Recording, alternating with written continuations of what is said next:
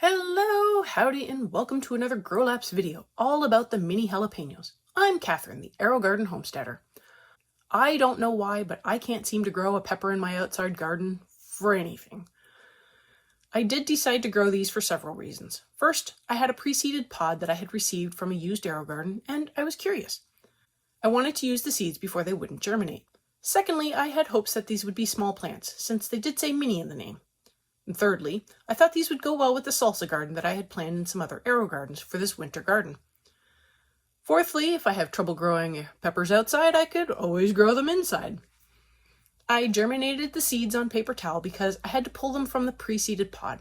I wasn't sure how old this pod was or how many seeds there were, but I wanted to guarantee some success, so I felt pulling the seeds out with tweezers, although slightly annoying, would be worth the effort.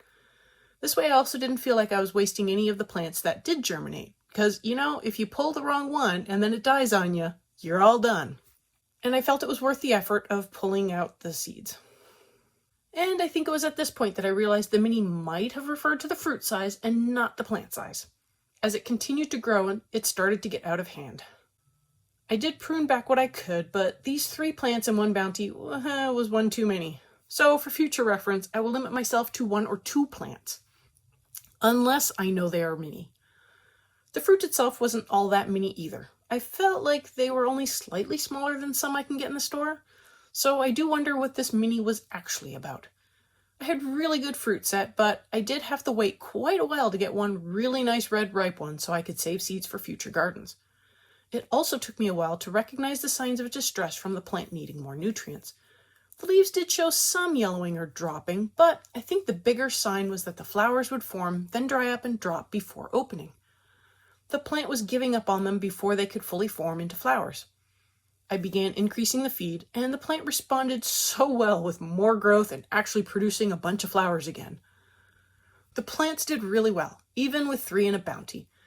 I didn't end up using the peppers for salsa, since my kids are lightweights right now, but I reserved them for chicken chili, and eventually I just pulled them all and made a small batch of cowboy candy.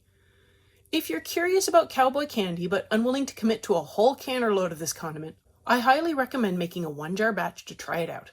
And that is not the end of this pepper plant's journey. I pruned it back pretty hard and allowed it to recover a little before moving it into a pot of soil. The plant slowly recovered from the double shock and sent out new leaves. I didn't want to give up on these plants since they were so lovely and had nice large stems on them.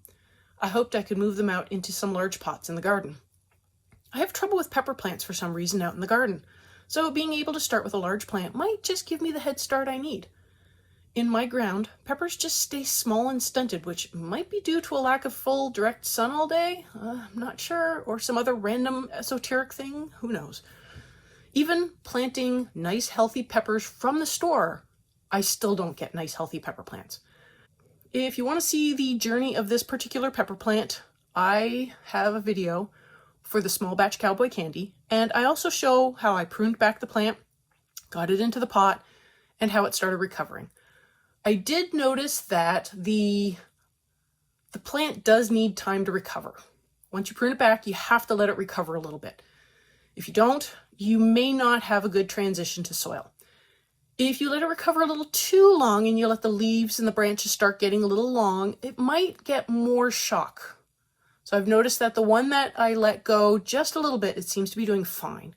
The ones I let go a little too long, the leaves are showing a little signs of distress, so fingers crossed that they continue to grow and get over their shock. And the one that I didn't let go long enough to recover, it was showing no signs of growth. So I will give it a chance, but we will see. I found that this pepper was really fun to grow, trying to figure out what part of it was going to be mini. I have no disappointments around this grow, but I don't think I will grow this many hot pepper plants again in one winter garden, let alone 1 bounty. Future indoor gardens will be limited to 1 hot pepper total.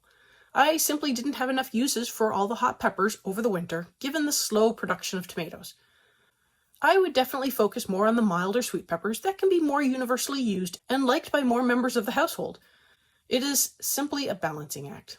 I have linked the playlist both for the whole garden updates as well as all these grow lapses, and I also added a note in the cards for the small batch of cowboy candy, where you can also see how the pepper plants did in the pots.